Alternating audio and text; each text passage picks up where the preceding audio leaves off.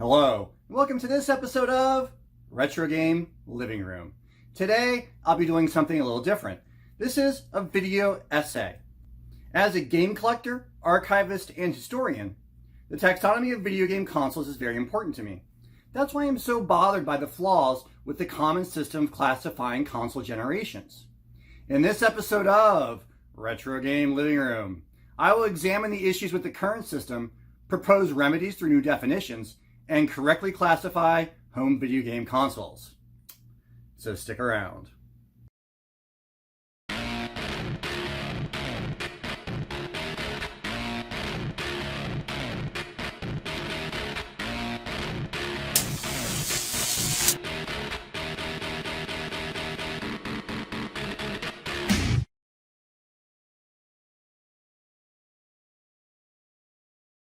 As humans, we have a natural tendency to classify things. In my kitchen, I have a separate area to store my dishes and utensils. Both are used for the preparation of meals, but I don't store them together. When I put my silverware away, I separate out the forks from the knives from the spoons. I go even further and separate the teaspoons from the tablespoons. In the research and discussion of gaming history, having terms to classify different game systems is imperative in order to establish context, just as it is imperative in geology. If I were to give a lecture on the Proterozoic era, the audience would know I'm not going to discuss dinosaurs and mammals. If I'm going to write a paper on the second generation of consoles, I can't take audience assumptions for granted because the term is so poorly and inconsistently used to the point where its meaning is diminished. Before starting this video, I spent some considerable effort in trying to determine the origin of the common system of classifying video game console generations. I reached out to historians, content producers, and collectors. No one knows the answer for sure, but some experts speculated to me that it is derived from Wikipedia. Until I hear further, I share in this hypothesis. The first problem with the common system is the definition.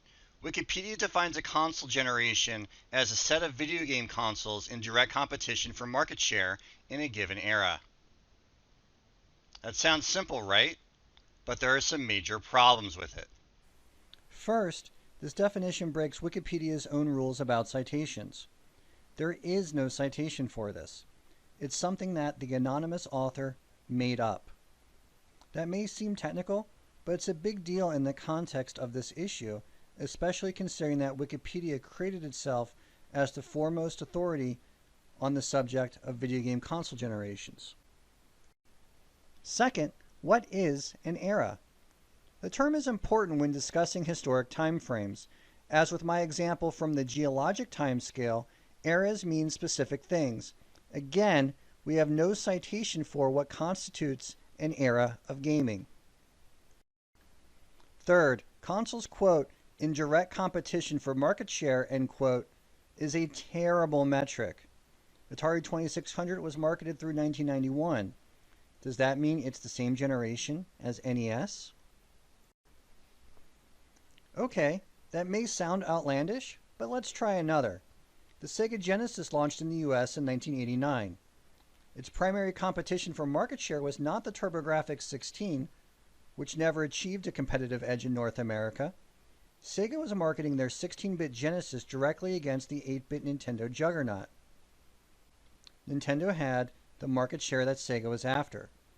Sega went as far as to directly call out NES in its commercials.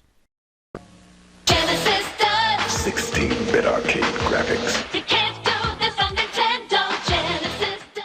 Nintendo's 16-bit answer didn't debut in the US until 1991. There is no doubt that NES and Genesis were in direct competition, just as there is no doubt that the NES and Genesis both represent two distinctly different generations of home video game consoles. However, by the Wikipedia definition, it could be that the Genesis and NES were in the same generation until the release of the Super Nintendo. And what about the 3DO Interactive Multiplayer? It's a powerful 32-bit machine capable of 3D texture mapped environments, but its chief competition was with the Genesis and SNES. The best thing to do is to create a new definition of what constitutes a video game console generation, one that is based on performance, technical abilities, and the actual games of the consoles. The first task is to define what a video game console is. I define it as a consumer electronic device which outputs a visual image, the primary purpose of which is to play video games that are designed for its unique hardware. A console must be specified as a consumer device so as to keep it separated from other devices such as arcade machines. A video game console must output an image. This is to separate it from game systems that do not, like the Omni here.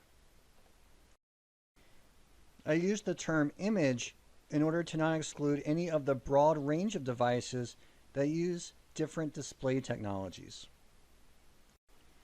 For a device to be a console, playing video games must be its primary purpose. A personal computer can play video games, but it is not a console. Multimedia devices, such as the video information system, can play video games, but they too are not a console. Video game consoles are not cross-compatible with other consoles in the way that one model of Windows PC or one model of Android device is compatible with one another. Therefore, they must have a library uniquely designed for their specific hardware. Now, armed with the criteria for what defines a video game console, I can proceed to defining a video game console generation. A console generation consists of a group of video game consoles that natively have similar capabilities and are able to play games in a similar style without major modifications in appearance or gameplay.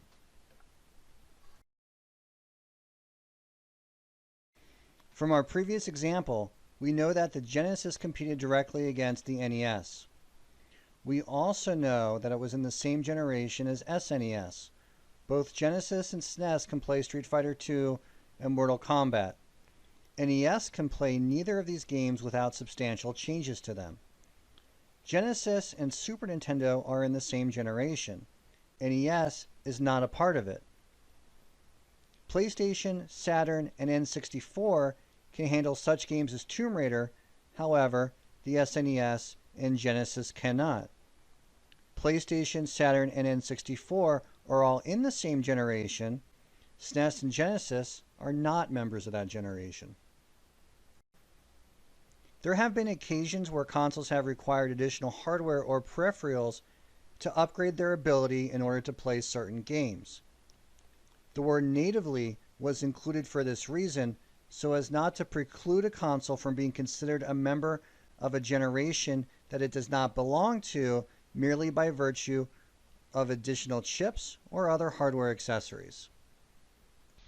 With an understanding of what a console generation is, I am now ready to classify each generation of consoles.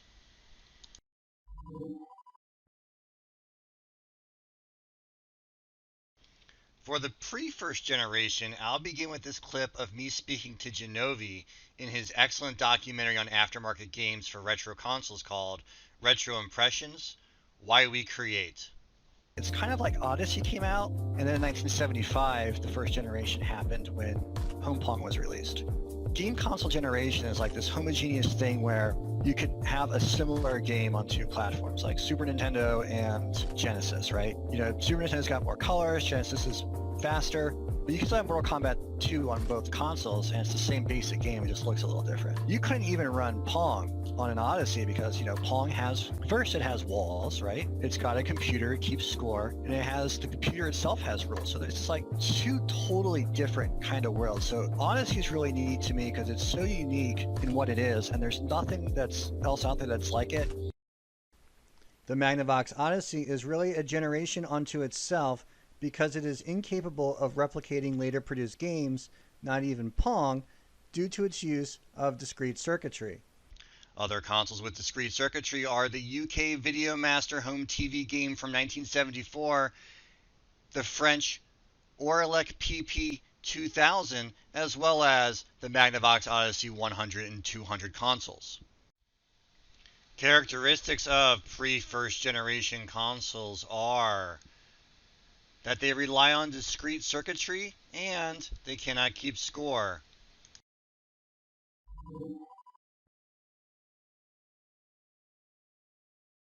The first generation of consoles was truly kicked off with Home Pong, released in 1975. This was the beginning of Pong Wars. For most of this generation, dozens of companies would release consoles that are Pong clones well into the beginning of the 1980s. One first generation console I own is the Bentley CompuVision, a Pong clone released all the way in 1982. This really highlights the importance of not using release years as a basis for generational classification. In addition to Pong knockoffs, the first generation also saw driving, shooting, and tank games. There are 4 things that all first generation consoles have in common. They are not reprogrammable. The games are contained on integrated circuits. They are capable of keeping score, and they cannot produce artificial intelligence.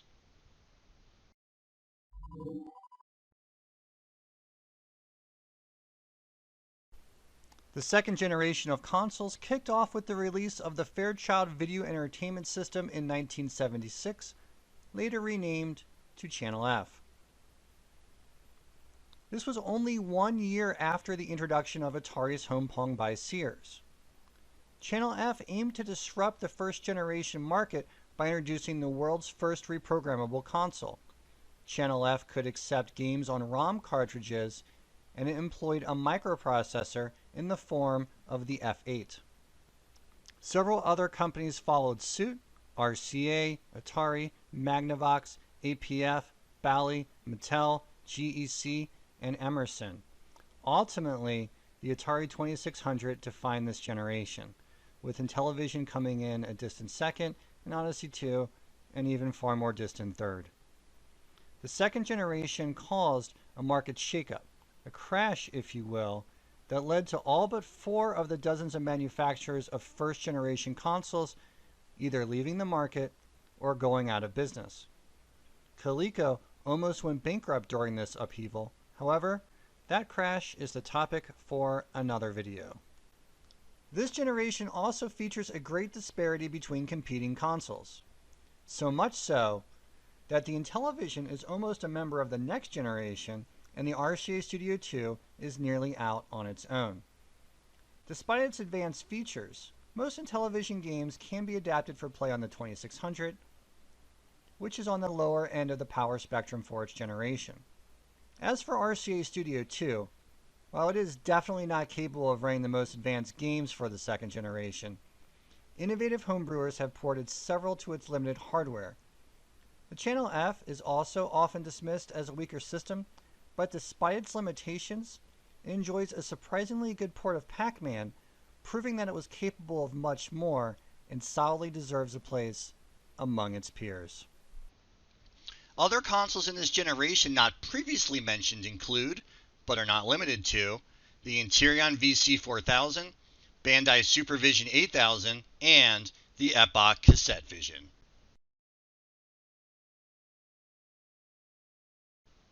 Second generation consoles have key characteristics. They use ROM cartridges. They have limited colors in gameplay. They typically use no more than 8 sprites. They lack hardware scrolling. They have a resolution of generally less than 256 by 192. They are able to produce artificial intelligence, however they have no dedicated video processor. CPU speeds are mostly less than 2 GHz for second generation consoles.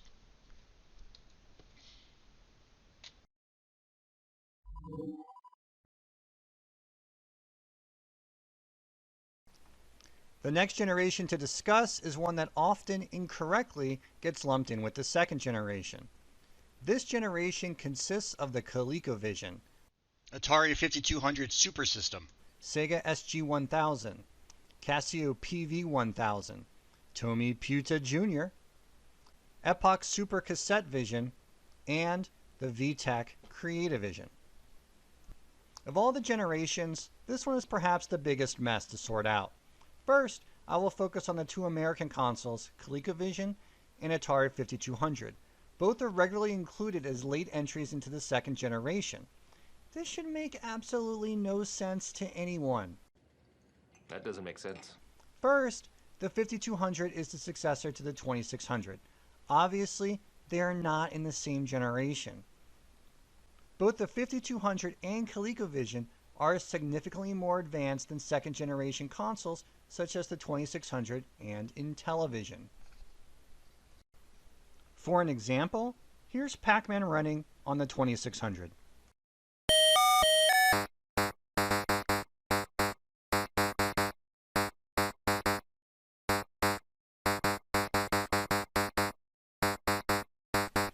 Now here's Pac-Man running on 5200.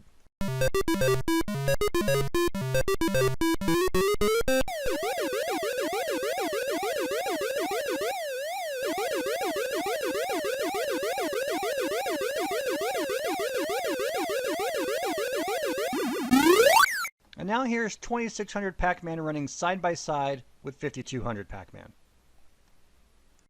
What's clear is that the 5200 version of Pac-Man is closer to the original arcade and is far technically superior to the 2600 version, which is frequently the butt of jokes for its technical failings and inauthentic gameplay. For another case study, let's try Zaxxon. This is Zaxxon on Atari 2600.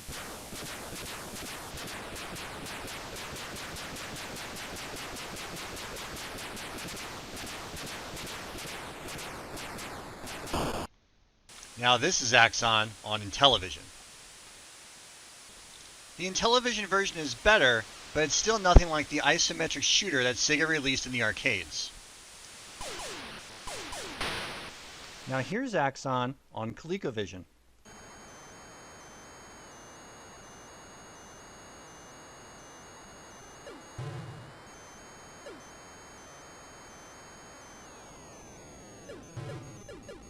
Here it is again on 5200.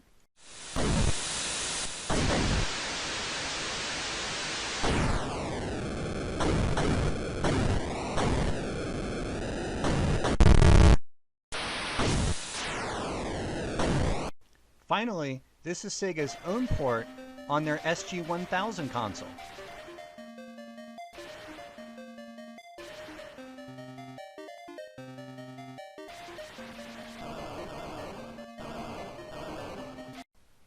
Here are all 5 ports running side by side. The differences between the 5200, Coleco, and Sega versions are minuscule. They are nearly the same game. The Intellivision and 2600 versions of Zaxxon aren't even really home conversions of the arcade original. They are what we'd refer to today as a demake. These are games that have the name Zaxxon and share some gameplay elements, but are in fact totally different games. This practice was not uncommon in the second generation, since home systems couldn't handle the increasingly more advanced arcade titles. This is also where ColecoVision came into the scene. It allowed for arcade games to come to the home, which couldn't be done well on older systems. That was a big selling point for it. It was previously a selling point for the 2600, and it would be a selling point again for consoles in the future. Another thing that makes this era of gaming a total mess is that everyone knows that the common system of console generation classification is broken. One user on the talk page for the ColecoVision Wikipedia entry correctly points out that though the Sega SG-1000 and ColecoVision are virtually identical hardware, the ColecoVision is classified as a second generation console, whereas the SG-1000 is classified as third generation. On the talk page for the 5200 entry, Wikipedian Indrian agrees with complaints that the 5200 is not in the same generation as the 2600, but states that the problem is that reliable sources are needed to change the entry, while at the same time acknowledging that the generational confusion was caused by Wikipedia and that journalistic sources are primarily citing it. In short, Wikipedia created the problem and cannot correct it until people stop publishing the false information that it provided in the first place. This circular phenomenon of an error on Wikipedia being picked up by a mainstream source and then cited to the point where it cannot be undone is what is referred to as cytogenesis. Contemporary American journalistic gaming publications didn't get this detail wrong when the ColecoVision and 5200 were first introduced to the public. They recognized that these two systems represent a new wave of game consoles. They further understood that there were two previous waves, the first generation and the second generation. Thus, they called these consoles the third wave. In recognition of the historical term, as well as my desire to not have to renumber console generations in order to fix them, I refer to these systems as the third wave generation of home video game consoles. One of the problems with classifying this generation is that it's the first where the United States wasn't entirely leading the field. 4 of the 7 consoles in this generation are Japanese. All of them came out on the same day or after the third generation console Famicom, or as it's known outside of Japan, the NES. This illustrates why it's necessary for the hardware and gameplay capabilities to be taken into account when determining generations. Though it's true that this was a short-lived generation with much overlap into others, remember that only 1 year existed between the release of Home Pong and the Fairchild Channel F. Therefore, the timing of releases also cannot be taken into account. Let us further not forget about the earlier CompuVision example. Here are some characteristics of third-wave consoles. They have a dedicated video processor. They have dedicated video RAM between 4 and 16 kilobytes. The CPU processor speeds are mostly between 2 and 4 megahertz, but the 5200 is an exception. They feature coarse scrolling. There are up to approximately 32 sprites on screen. Third-wave consoles feature resolutions of no less than 256 by 192, but they can be greater, and they feature 8 to 16 colors on screen simultaneously.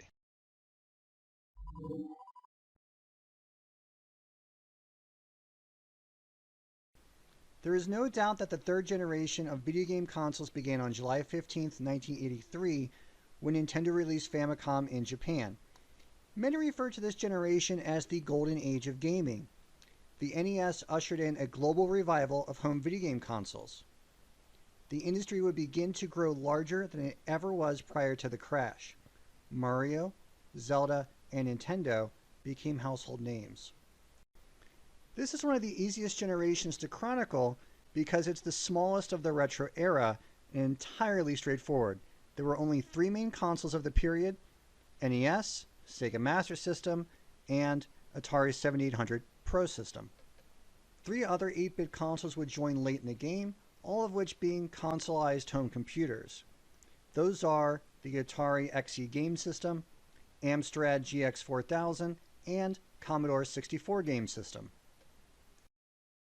Characteristics of third-generation consoles include smooth multi-directional scrolling, resolutions of up to 320 pixels wide and 240 pixels tall, up to 32 colors on screen, up to 64 sprites on screen, color palettes of up to 256, and sprite-based software-driven parallax scrolling. The 4th generation of consoles improves on the sound and graphics over the previous generation. The 2 most iconic consoles from this period are the Sega Mega Drive, also called Genesis, and the Super Famicom, also called Super Nintendo Entertainment System. Both were preceded by the PC Engine, or TurboGrafx 16, and later joined by the Neo Geo, CDI, Sega CD, and something called the Super A-Can. 2 consumer devices were released during this era that are by some considered to be consoles. Those are the Commodore CD-TV and the Tandy/Memorex Video Information System. These devices could play video games, but were marketed as multimedia devices.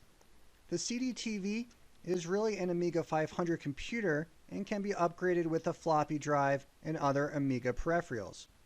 The VIS, on the other hand, had very little true video game software.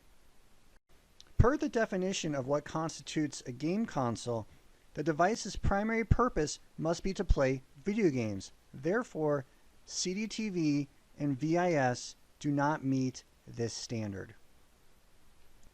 CDI only barely meets the definition of video game console.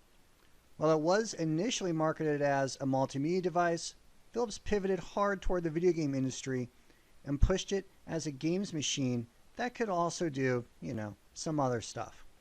Fourth generation consoles feature color palettes greater than 512. Resolution is generally greater than 320 by 224. At least 64 sprites on screen and a minimum of 64 colors on screen. They have advanced sound processing and they have hardware-based parallax scrolling.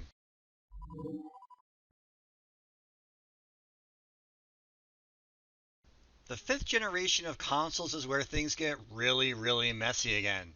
Perhaps more so than with the second generation. There are three distinct sets of consoles in this group that need to be separated out. The first group of consoles I've termed the late fourth generation. These systems are 2D powerhouses that lack 3D hardware acceleration. The three consoles that fall into this category are the Fujitsu FM Towns Marty, the Amiga CD32, and the NEC PCFX. These differ from 4th gen consoles only marginally. Each of these three are capable of higher resolutions than 4th gen machines, albeit just barely. The FM Towns Marty has the same color palette as the SNES, while the other two can choose from over 16.7 million colors, just like the Philips CDI. Where this group really stands out is with their much faster CPUs, all over 10 MHz. Because they are all CD-ROM based, they have high media capacity as well. But because these systems are not designed to display 3D graphics, they are more closely related to the likes of Genesis and Super Nintendo than they are to Nintendo 64 and PlayStation.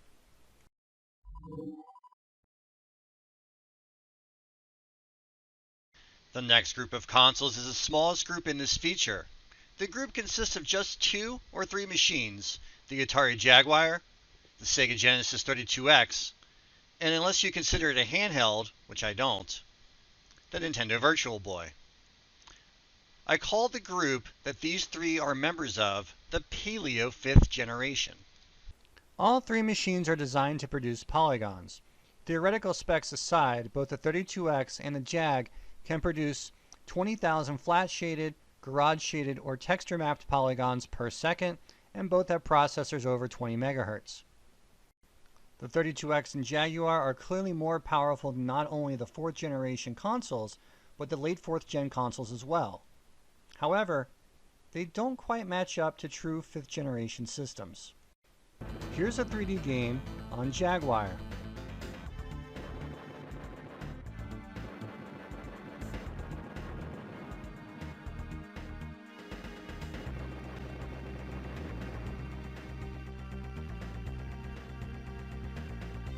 And here's a 3D game on 32X. Fight! 1, ready, go!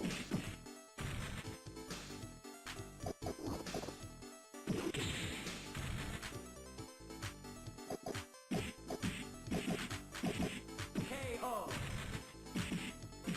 Now here's a 3D game on Sega Saturn.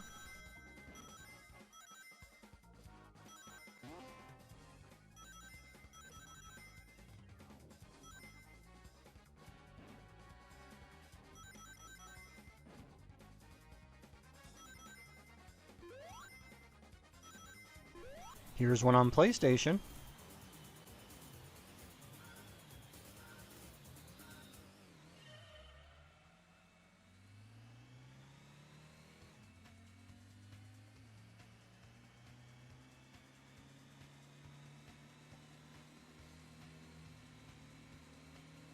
And now one for N64.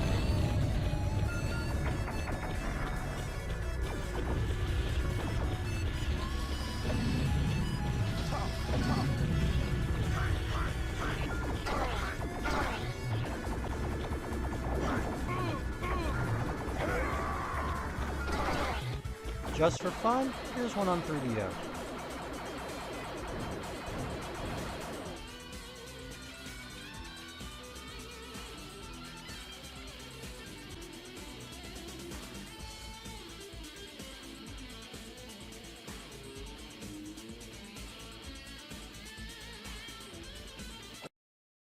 The problem is that neither the Jaguar nor the 32X can run games that are quintessential of the true 5th generation.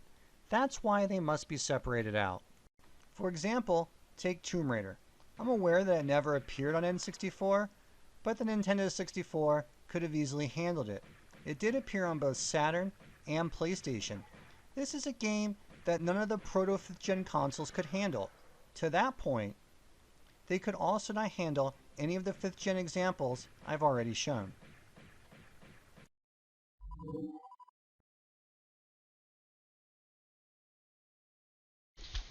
Moving on, we come to the real 5th generation. This generation is larger than most people think it is. It begins in 1993 with the introduction of the 3DO interactive multiplayer. But the generation is best known for PlayStation, Nintendo 64, and Sega Saturn in that order. Two other consoles would later join the fray. They are the Apple-designed Bandai Atmark, called Outworld in the US, and the VM Labs Nuon. Atmark is better known by the platform name Pippin. The Bandai-produced machine used a PowerPC 603 and was capable of at least PlayStation-level graphics. It's not certain how much better the graphics could have gotten since the $600 console was released in 1996 and pulled from US shelves the next year. According to lowendmac.com, less than 5,000 units were sold in North America.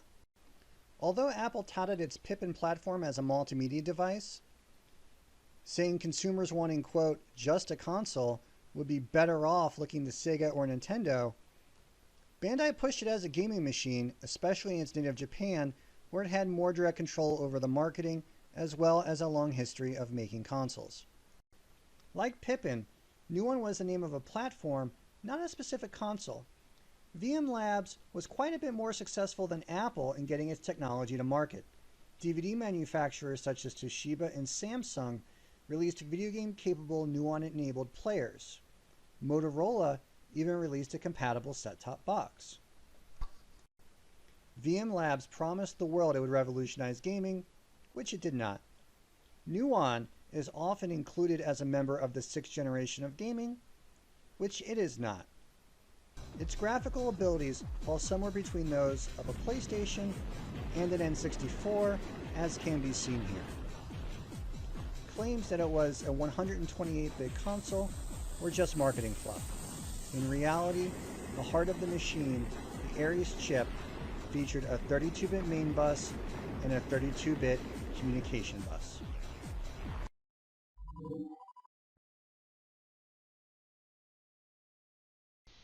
The following generations are relatively straightforward. The 6th generation began in 1998 with Dreamcast, which was joined by PlayStation 2, GameCube, and Xbox. The 7th generation saw the release of Xbox 360 and the PlayStation 3. And the 8th generation saw Xbox One and PS4.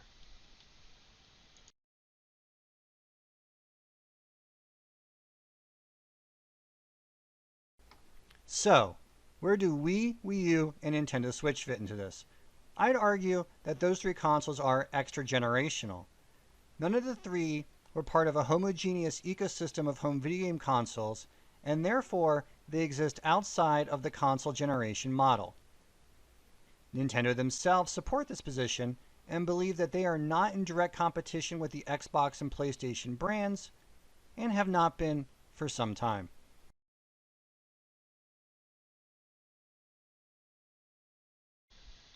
What about some other consoles?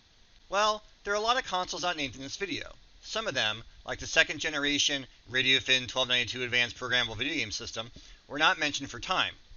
And there are more important consoles to cover, namely ones that need better classification and ones that serve as anchors for their respective generations.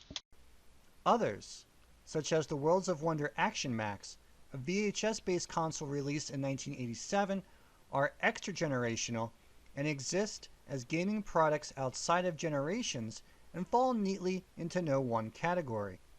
In order to place a console such as Action Max, it's important for the term era to come into play.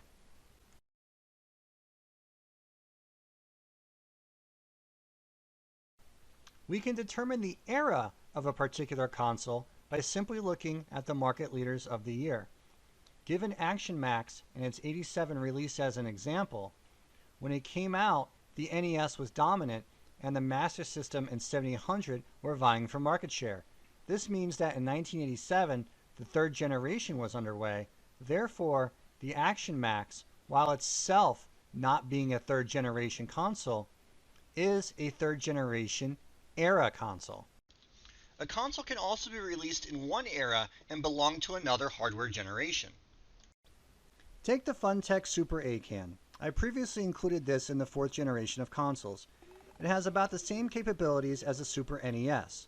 There's no disagreement that I've ever seen with the fact that it is indeed a fourth gen console. However, it was released in 1995, putting its release squarely in the beginning of the fifth generation era as Sony and Sega were battling it out with PlayStation and Saturn, with 3DO desperate to remain relevant, and with Nintendo's Project Reality still looming on the horizon. The Super A-Can is a fourth generation console that was released in the fifth generation era. Looking at the Atari 2600, it's a second generation console that was released in 1977, but it was sold until 1992. Being on the market during the fourth generation didn't make it a fourth generation console or even a fourth generation era console. It was released in its own era, but it ended its life during the fourth generation era. Thank you for watching, and I hope you enjoyed my treatise on fixing home console generations. If you feel like I do that this is an important issue in gaming history, share these ideas. I'll make it easy for you.